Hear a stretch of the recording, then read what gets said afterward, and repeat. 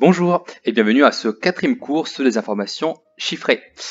Commençons sans plus tarder par nous rappeler un instant qu'est-ce qu'on avait introduit jusqu'à maintenant.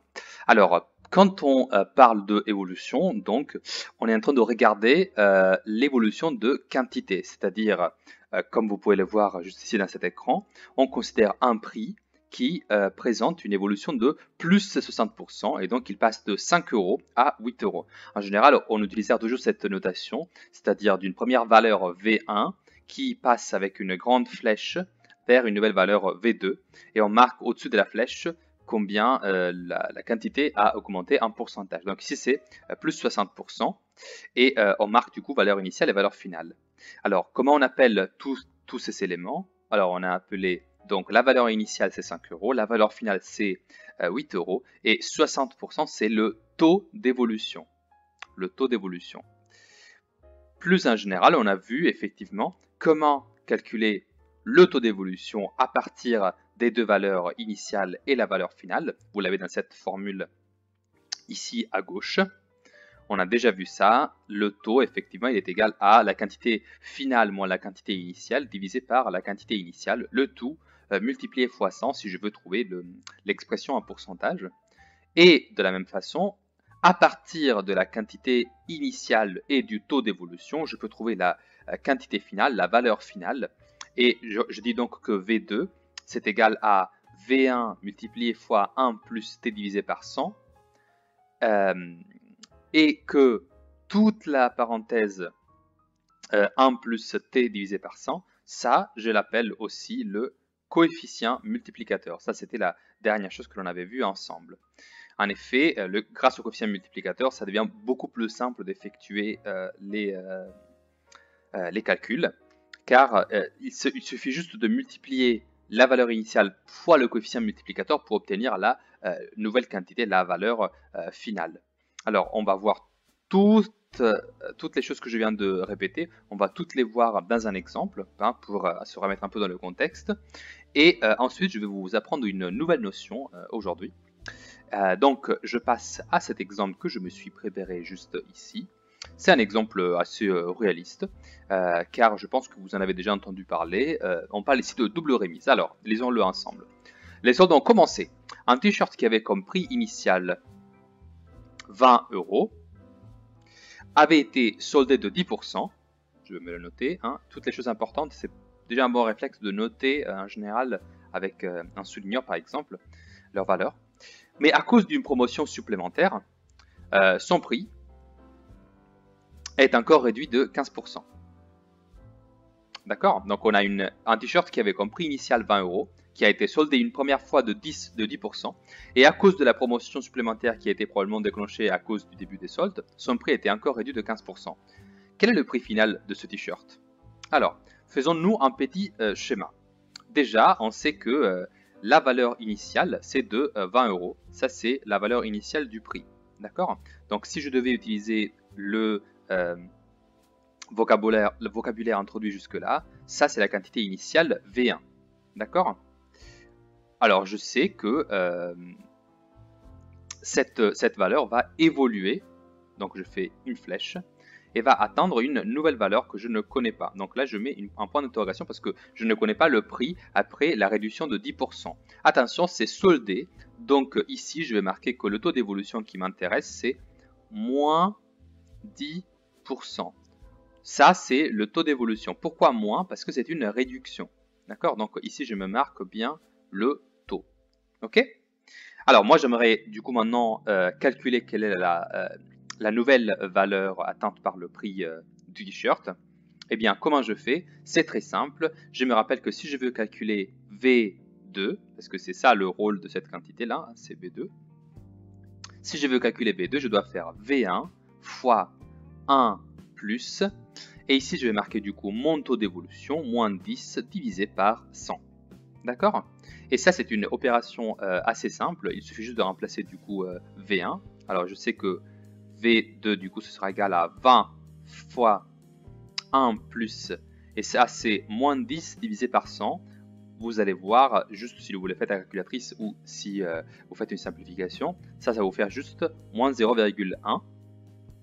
Et donc, je trouve que V2 est bien égal à 20 fois, et bien ici du coup c'est 1 plus et moins, ça fait moins, et donc ça c'est 1 moins 0,1, donc vous l'avez compris, ça fait 0,9. Donc ça fait 20 fois 0,9. Et ça fait exactement 18. D'accord? Donc ici, là où il y avait la quantité V2, là je vais marquer 18 euros. D'accord?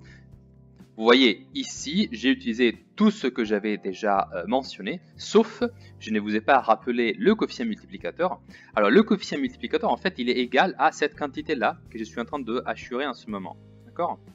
Ce bloc-là, cette parenthèse, ça c'est le coefficient multiplicateur. Donc ici, on l'a utilisé sans le nommer. Je vais juste regarder quelle est la valeur de la parenthèse et je trouve facilement que en fait toute la parenthèse ça vaut 0,9. Donc ici je peux rajouter le coefficient multiplicateur CM est bien égal à 0,9 parce que j'ai multiplié 20 fois 0,9 pour obtenir 18. Super. Alors dans ce problème cependant, lisons-le un instant, il n'y a pas seulement une évolution, en fait il y en a deux. Alors deux évolutions, ça veut dire qu'on est devant à une nouvelle notion, c'est la notion de évolution successive, c'est-à-dire plusieurs évolutions qui ont lieu sur le même phénomène. Donc ce n'est pas simplement une seule évolution entre deux quantités, mais il y en a deux, ou plusieurs. Évolution successive, ça veut juste dire qu'il peut y en avoir autant que l'on veut. Et donc ici, on est devant le cas où il y a une deuxième promotion qui s'applique et qui va réduire encore de 15% le prix que j'ai obtenu avec la première évolution. Donc ça veut dire que là, je dois placer une nouvelle flèche qui me dit que de 18 euros, eh bien, je passe à un nouveau prix encore que j'obtiens avec une réduction de moins 15%. Donc ça, c'est ma deuxième évolution. Je me marque ici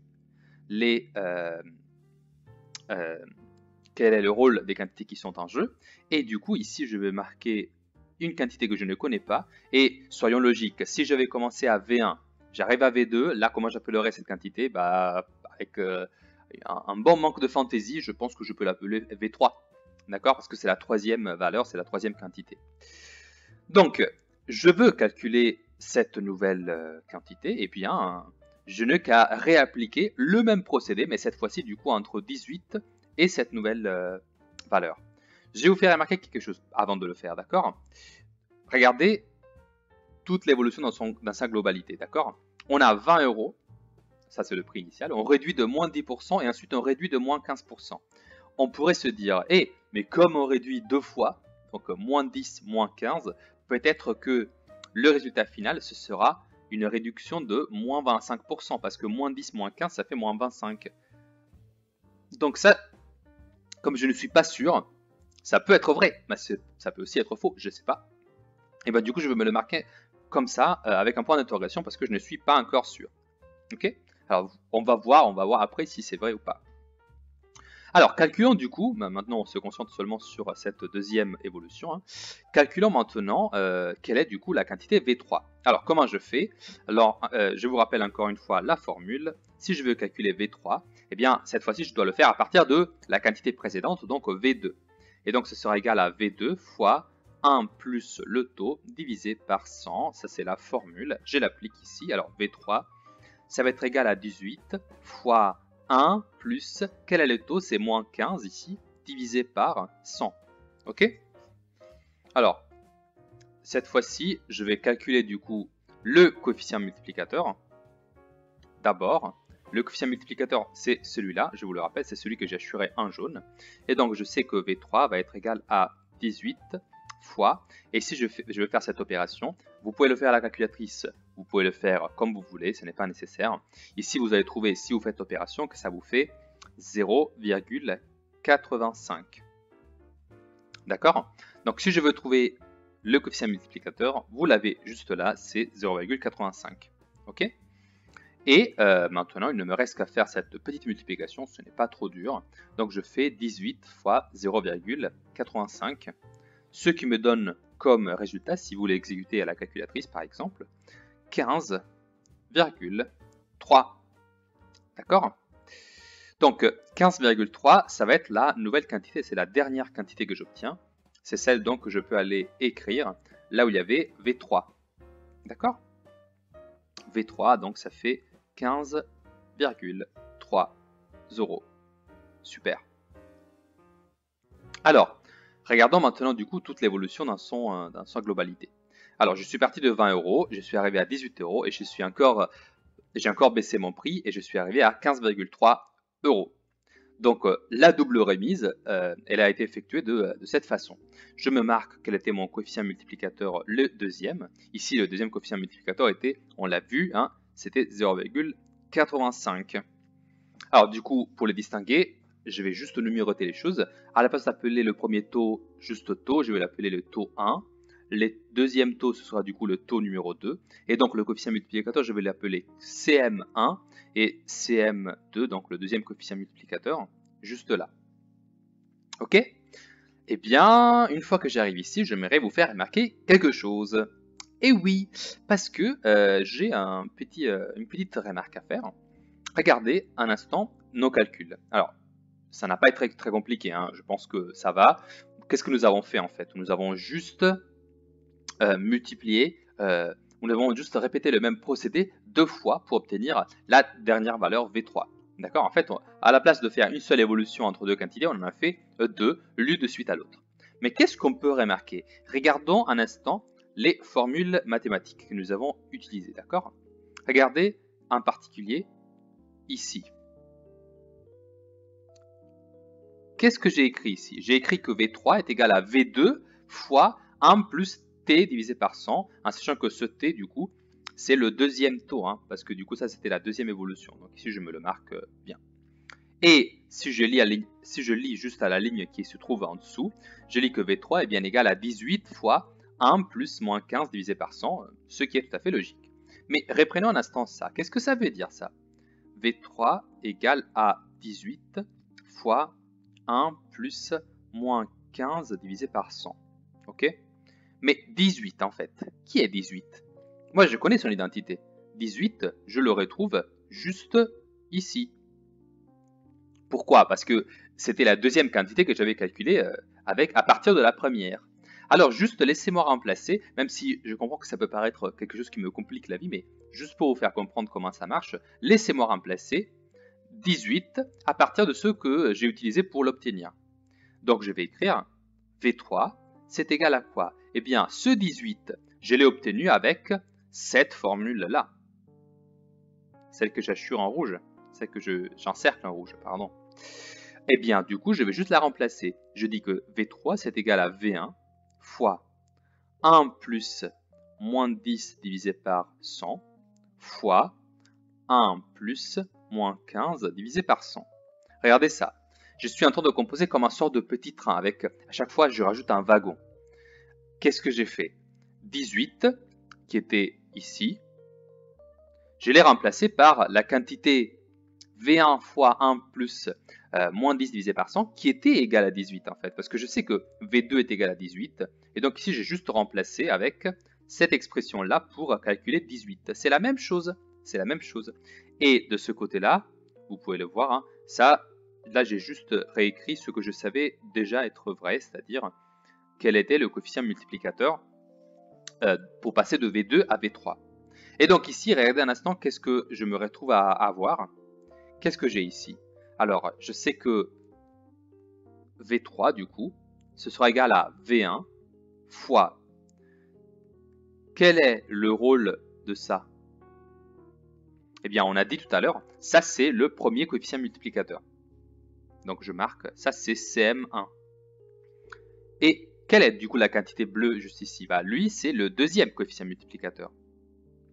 Donc pour obtenir V3, la troisième quantité, je prends la première quantité, V1, et je la multiplie fois le premier coefficient multiplicateur, et ensuite j'enchaîne et je le remultiplie fois le deuxième coefficient multiplicateur. Vous voyez, je n'ai plus besoin de passer par le calcul de V2. Je peux passer directement de V1 à V3. Vous comprenez l'idée? Ici, en fait, je suis en train de vous dire que si j'ai une double évolution, donc des évolutions successives entre une quantité V1 Donc ici, il y a une première évolution qui arrive jusqu'à V2. Et encore une deuxième évolution qui arrive jusqu'à V3. Eh bien, en fait, je peux bypasser le calcul de V2 et passer directement de V1 à V3. Et oui, c'est ça la vraie nouveauté. Je n'ai pas besoin d'effectuer ce passage obligé par la deuxième quantité. Et comment je fais du coup? Eh bien, c'est simple, je vais juste calculer V3 avec V1 et les multiplier fois le premier coefficient multiplicateur et ensuite enchaîner par la multiplication par le deuxième coefficient multiplicateur. En sachant que du coup, si je rappelais un instant toutes les flèches, je sais que ça, ce sera le premier taux d'évolution, ça, ce sera le deuxième taux d'évolution, et au premier taux d'évolution, c'est associé le premier coefficient multiplicateur, ça, c'est le deuxième coefficient multiplicateur, et si je veux du coup faire toute l'évolution, eh bien, le coefficient multiplicateur de cette évolution, bah, ce sera du coup le coefficient multiplicateur global, ce sera égal au coefficient multiplicateur numéro 1 fois le coefficient multiplicateur numéro 2. D'accord? Ça, c'est vraiment très très important parce que ça va nous simplifier beaucoup la vie. Notamment, revenons juste à l'exemple précédent, vous aviez un t-shirt qui coûtait 20 euros et on l'a réduit deux fois de suite. La première fois, le coefficient multiplicateur, on l'a vu, je vous le rappelle, c'était 0,9. La deuxième fois, c'était 0,85. Maintenant, regardez qu'est-ce qui se passe si je fais avec une seule opération 20 fois 0,9 fois 0,85. Vous pouvez les faire à la calculatrice, ça va vous donner directement, comme résultat final, eh bien 15,3. C'est-à-dire que je me suis économisé toute la partie où je devais calculer la quantité V2 parce qu'en fait, ici, je n'ai pas besoin. J'ai juste besoin de deux coefficients multiplicateurs, donc 0,9 et 0,85. D'accord? Et je trouve directement V3. Et maintenant, je vous entends déjà, mais messieurs, c'était pas juste plus facile de additionner moins 10%, moins 15% et de trouver qu'en fait c'était moins 25%. Eh bien là non, il y a un problème, il y a un problème. Parce que imaginez juste de prendre moins 25% comme taux, c'est-à-dire le taux que j'obtiens si je fais la somme entre le premier taux et le deuxième taux. Et bien si je fais cette somme, je trouve il est vrai à moins 25%. Mais regardez, si je prends mon t-shirt à 20 euros et que du coup je le fais évoluer comme évolution globale, je le fais donc le prix, je le réduis de 25%. Quelle est la valeur que je trouve? Imaginez de le faire. Hein. Là, je mets du coup moins 25%. Quel est le prix que je devrais trouver ici? Bah, c'est simple, on applique la formule. On a que V2 doit être toujours égal à 20, du coup, la quantité initiale, fois le coefficient multiplicateur que je calcule comme 1 moins 25 divisé par 100. Bah, faisons cette opération, ça fait 20 fois 0,75. Et si vous faites cette multiplication, vous trouvez que ça fait 15. Or, ici, il y a un problème, parce que 15, ce n'est pas égal à 15,3. Regardez, ici on a trouvé 15, avec la réduction de moins 25%, et ici on a trouvé 15,3. Donc il y a un problème. Le problème, c'est que ce n'est pas du tout le même résultat. Donc non, ça ne marche pas. Ce n'est pas la somme des deux taux d'évolution qui va vous donner le taux d'évolution global. D'accord? Ce n'est pas du tout le cas, c'est juste faux en fait. Et c'est pourtant une tendance qu'on pourrait dire, bah, c'est logique. Si je réduis deux fois, une fois de moins 10 et une fois de moins 15, bah, je somme les deux taux. Alors que non, c'est absolument faux, parce que les deux évolutions successives ne se calcule pas avec la somme des taux de évolution, mais elle se calcule avec le produit des coefficients multiplicateurs. D'accord? Comme dans ce schéma-là. Ok? Donc, ce qu'il faut retenir, la propriété que donc on vient de démontrer, qu'on vient de exposer ici, c'est la suivante. Propriété pour calculer le coefficient multiplicateur global de deux évolutions successives, j'effectue le produit des deux coefficients multiplicateurs.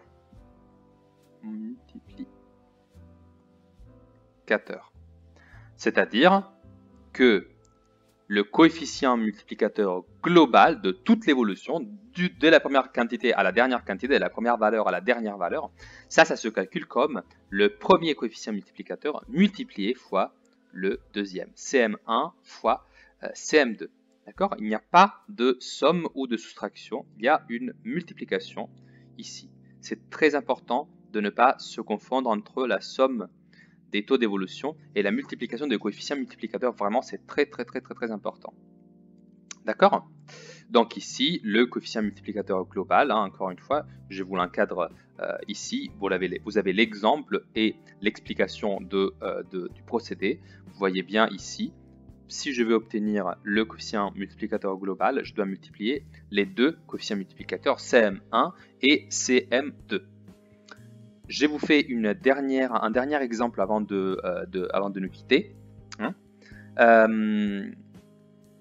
Cet exemple-là, on peut le faire facilement avec cette fois-ci, non pas une quantité qui est réduite deux fois, mais faisons un exemple encore plus clair. Imaginez que du coup, vous vous rappelez quand on a fait l'exemple de Sand Spinner, parfois un prix peut augmenter et ensuite être réduit. Donc imaginons d'avoir un prix de 150 €. D'accord? Et je considère comme évolution successive une première évolution dans laquelle je vais faire réduire le prix de moins 10%. D'accord? Et une deuxième évolution dans laquelle je vais, donc ici je mets une deuxième quantité que je ne connais pas encore. D'accord? Et ensuite je vais considérer une hausse, cette fois-ci du prix de 30%. D'accord? Donc je vais me le mettre ici, je vais mettre plus 30%. Et donc je reviens à une nouvelle quantité V3. Ok? Alors, même sans utiliser directement la formule que je vous ai apprise sur le coefficient multiplicateur global obtenu comme le produit de deux coefficients multiplicateurs associés aux deux taux d'évolution, faisons étape par étape parce que vous avez tout à fait le droit de calculer une première fois V2 et une deuxième fois V3. Faisons-le donc sans vouloir accélérer les temps. Alors si je veux calculer V2, je vais faire 150 le prix fois du coup 1 plus toujours moins 10 divisé par 100. D'accord? En sachant que cette quantité-là, c'est le coefficient multiplicateur 1, CM1. Ok? Je calcule cette quantité, ça fait du coup 150 fois 0,9. Je remarque d'ailleurs que ce coefficient multiplicateur, c'est le même que celui que j'avais déjà calculé pour le premier exemple. D'accord? Donc ici, je peux marquer CM1 égale à 0,9. Et nous passons alors à calculer 150 fois 0,9. Ça nous donne comme résultat 135. D'accord? Vous pouvez le faire à la calculatrice si vous voulez en être sûr. Ok, ça c'est pour V2, du coup je vais juste me le marquer ici, 135, très bien. Et bien maintenant, nous avons du coup une évolution de plus 30% à traiter. Je vais me la faire juste à côté, donc V3. Ce sera égal du coup à 135 fois 1 plus 30 divisé par 100, d'accord? Et donc 135 fois... Alors ici, qu'est-ce que ça va nous donner? Le calcul de ce coefficient multiplicateur numéro 2. Je me l'assure toujours en jaune, le coefficient multiplicateur. Si vous le faites à la calculatrice, ça vous donnera 1,3. Et donc, vous allez juste calculer ce produit à la calculatrice. Et vous trouvez du coup 135 fois 1,3. Ça vous donne 175,5. D'accord? Sans oublier que du coup le coefficient multiplicateur numéro 2 c'était 1,3. Je vais donc me noter tout ce que je viens d'obtenir dans mon schéma. j'ai que, du coup, ici je trouve 175,5, très bien, et j'ai aussi que CM2 est égal à 1,3, d'accord? Alors maintenant, donc je vais juste me le mettre ici en évidence, voilà, acheter un rouge les taux d'évolution pour les distinguer du coup. Ok, alors première remarque, pouvait-on obtenir directement 175,5 sans besoin de passer par V2? Eh bien oui, il suffit juste de calculer le coefficient multiplicateur global, et ça c'est CM1 fois CM2, c'est donc le coefficient multiplicateur global fois lequel je dois multiplier la quantité initiale 150.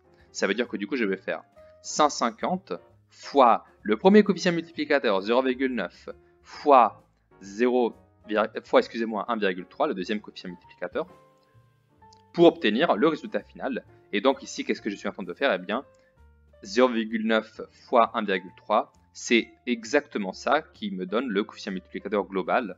C'est bien ça, 0,9 fois 1,3. Et si je fais ce produit, vous allez trouver directement 175,5. La preuve, faites-le à la calculatrice. D'accord? Donc vous voyez, pas besoin de calculer 135, pas besoin de calculer la quantité V2. Qu'est-ce que je fais ici? Je bypass ce calcul, je fais une seule longue flèche et je dis bah du coup CMG, coefficient multiplicateur global, est égal à CM1 fois CM2, tout comme je viens de le marquer ici. D'accord? C'est la même chose. Et donc je multiplie fois 0,9 fois 1,3.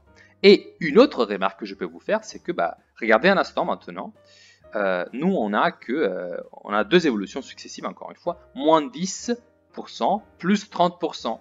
Et eh bien, je suis sûr que quelqu'un s'est posé la question, du coup, c'est pas juste plus 20%, c'est pas une hausse de 20% en fait, finalement? Eh bien, non, pas du tout. En fait, si on regarde bien, le prix n'a pas été augmenté de 20%. Et comment je peux en être sûr? Il suffit juste de calculer le coefficient multiplicateur global, parce qu'ici, je n'ai pas effectué l'opération à la fin. Hein. Combien ça fait 0,9 fois 1,3? Eh bien, 0,9 fois 1,3, ça fait comme résultat 1,17. D'accord? Donc, le coefficient multiplicateur global, c'est ici 1,17. OK? Et vous savez, hein, on le sait très bien, on l'a vu tout à l'heure, que le coefficient multiplicateur, il est égal à quoi en fait? Vous savez que 1,17, c'est égal à 1 plus un certain taux d'évolution divisé par 100. OK? Eh bien ici, c'est particulièrement simple à calculer. On voit très facilement que 1,17, c'est égal à 1 plus 17 sur 100. Je pense que ça, vous l'avez compris. Vous vous rappelez, quand on fait une augmentation de 30%, le coefficient multiplicateur, c'est 1,3. D'accord? Ce qui est la même chose que dire 1,30. Et donc, pour 1,17, ça veut dire que c'est 1 plus 17 sur 100. Et donc, en fait, ici, grâce à cette petite remarque, on peut comprendre que le taux d'évolution globale, c'est de 17%, pas de 20%. D'accord? Alors qu'on aurait un peu envie de dire, comme on fait moins 10 plus 30, ça fait 20. Alors que non, pas du tout. Le taux d'évolution globale, c'est de 17%. D'accord? Pas de 20. Donc non, encore une fois, l'addition des coefficients, l'addition des taux d'évolution, ça ne marche pas. Hein. Ça donne juste pas le bon résultat. D'accord? Il faut toujours passer par les coefficients multiplicateurs. Voilà, j'espère vous avoir fait des exemples assez clairs. Je vous invite à faire des exercices pour vous entraîner. Je vous donne rendez-vous à demain pour la suite et la conclusion de ce chapitre. Une très bonne journée à vous.